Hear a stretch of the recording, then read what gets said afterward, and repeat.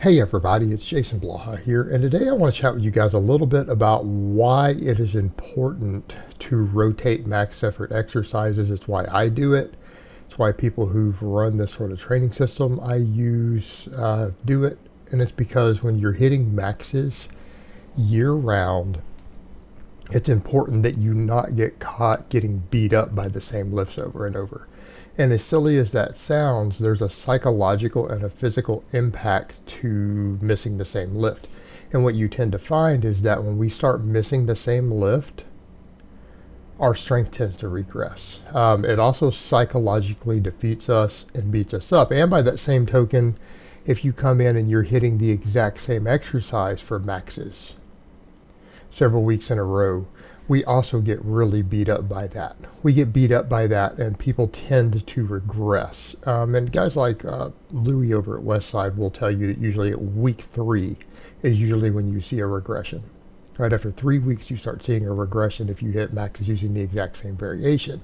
So it becomes important to rotate through these, and there's some benefits to doing so. And part of what people need to remember when it comes to max effort work isn't just about teaching you how to perform the specific exercise, right? It's not just about teaching you how to perform the specific exercise. It's about teaching you how to strain, how to lift heavy, because hitting 1 rep maxes, lifting heavy weight is a skill, right? It is a skill.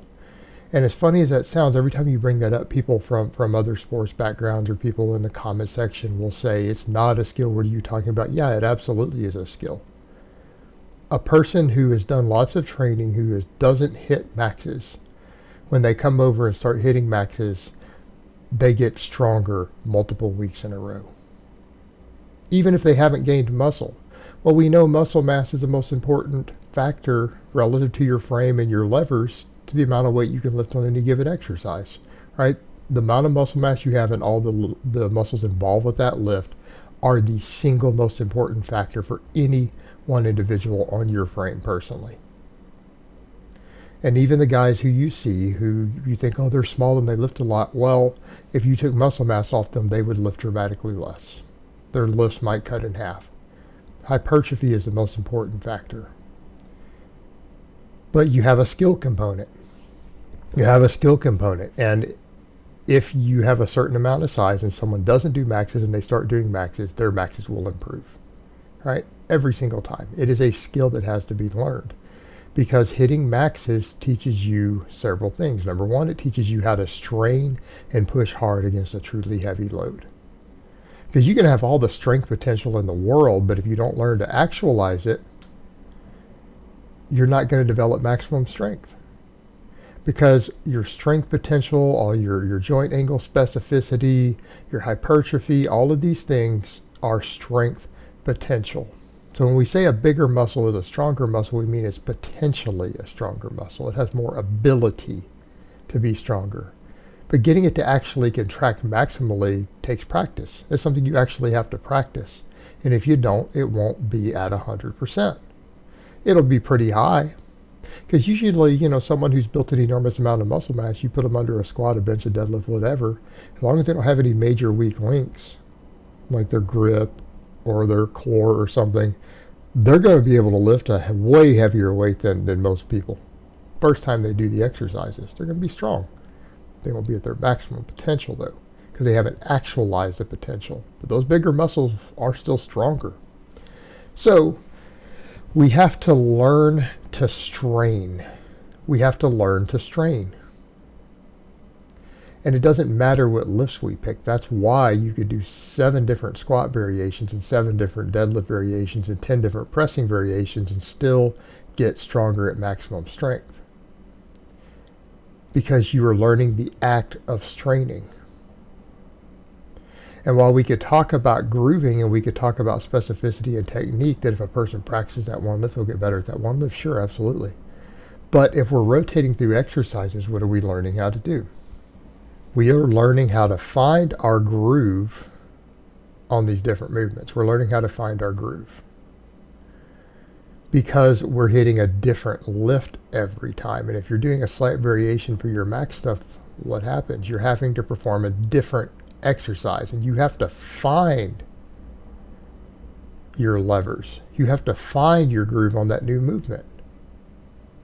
And if it's one you haven't done in 6 weeks, 8 weeks, 12 weeks, 20 weeks, you have to figure out on your ramp up sets, you start finding that position. Well, that teaches you to just get good at lifting heavy objects.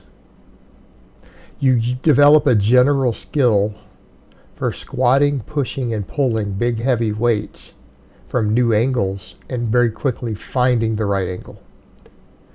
Because you have to find it on the new exercise, on your ramp up sets. And sometimes they'll in the middle of there, they'll be slower or they'll look heavier. But then as you start adding weight, they get smoother sometimes just because you're learning the groove.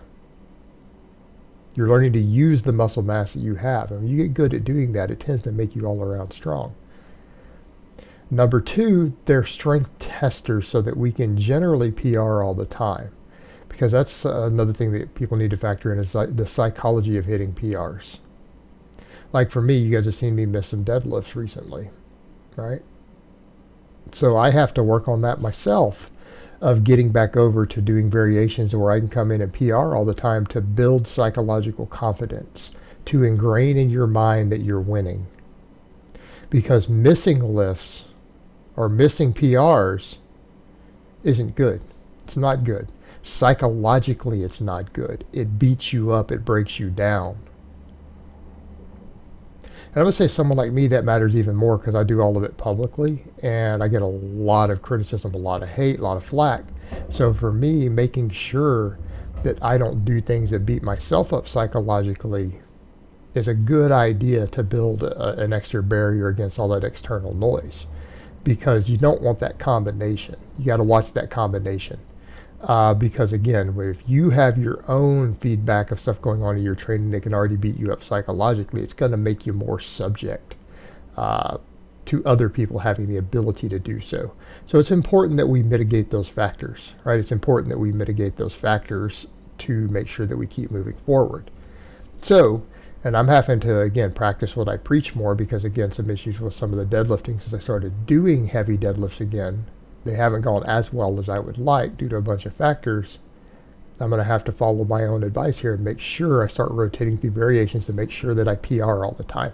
Because it doesn't matter what the variation is. A heavy pull is still a heavy pull. You're still learning to pull heavy. My technique comes from the speed work. Right? Technique comes from speed work. It doesn't necessarily come from the max effort lifts. So I've got, and the thing is the same. A maximum pull is a maximum pull. You're still learning how to strain and pull all the way through. Now, the other big perk you have with the variations, when you have identified your weak links on big lifts, that means that you can also pick variations that accentuate those weak links. Now, people say, well, is that there to make you stronger at them? No, not necessarily. Yes, you will get a training effect. You will get a training effect, but it also lets you identify if you're correcting those weak links. You need to see how strong you are on the things that impact it. Like, for example, in my case, I had a grip issue. Well, more pulling against bands for maxes will tell me if my grip work is paying off, right? It will tell you if your grip work is paying off. We do the variations that tell us if our weak links are improving. If your weak link is popping out of the bottom on a deadlift, whether it's a sumo or a conventional, when you test against deficits and you see where your deficit strength is, that will also tell you how well your extra work for popping off the floor is getting. Right? The assistance work you're doing to build those areas and joint angles and muscles around those joint angles. It will tell you if it's being successful. And especially if you learn to do these in a rotation, you hit those same lifts again, how much stronger you are will tell you if you've corrected your weak links. It'll tell you a lot about it. Because our supplemental work is where we build weak links up. That's where we build them. That's where we correct them. And by picking different max effort lifts that let you see that, you'll know. It'll tell you a lot. tell you a lot about what's going on with it. So it gives us that advantage as well. So there's a lot of reasons we need to rotate through these max effort lifts. There's a reason we use different exercises and why there's a benefit. All right, guys, well, that's really all I have to say on that today. I hope it's been informative, and I will talk to you guys next time.